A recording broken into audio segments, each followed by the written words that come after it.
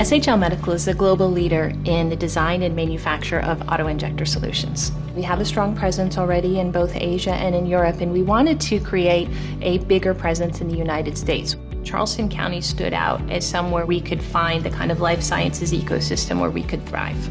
Charleston County Economic Development was an invaluable partner as we scaled up our manufacturing operations here. They helped introduce us to the right people, they kept things moving, and they understood what we were trying to build.